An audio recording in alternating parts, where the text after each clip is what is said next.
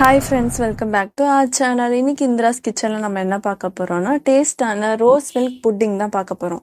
வாங்க வீடியோக்குள்ளே போகலாம்.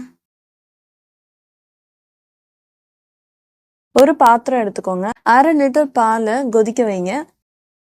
சைமல்டேனியஸாக வேற ஒரு பாத்திரம் எடுத்துட்டு அதில் அகரகரை 10 கிராமுக்கு ஆட் பண்ணிக்கோங்க. அதை தண்ணியில் ஒரு 10 to 15 மினிட்ஸ் சோக் பண்ணிக்கோங்க.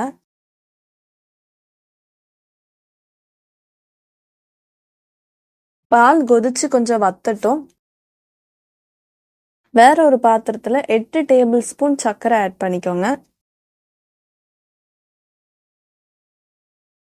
கொதிக்கிற பால்ல இந்த 8 டேபிள் ஸ்பூன் சர்க்கரையும் ஆட் பண்ணிக்கலாம். இது நல்லா கலந்து மிக்ஸ் பண்ணிக்கிட்டே இருங்க.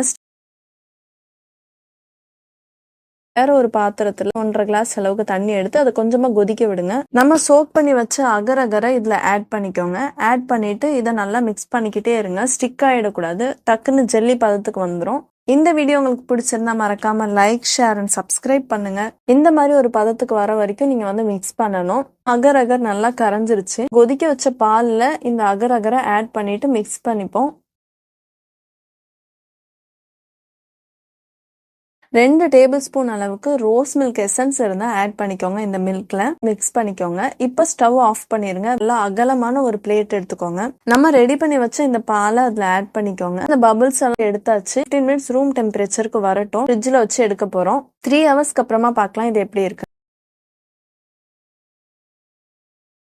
புட்டிங் சூப்பரா இருக்கு. உங்களுக்கு என்ன ஷேப்ல தோணுதோ அதுக்கேற்ற மாதிரி நீங்க பீஸ் போட்டுக்கோங்க. எப்படி இருக்குன்னு டேஸ்ட் பண்ணி பார்க்கலாம். பக்காவா ஸ்டிக் ஆகாம புட்டிங் வந்திருக்கு. நல்லா ஃப்ளஃபியாவும் இருக்கு. டேஸ்டும் சூப்பரா இருக்கு. நீங்களும் ட்ரை பண்ணி பாருங்க. நெக்ஸ்ட் வீடியோல பார்க்கலாம்.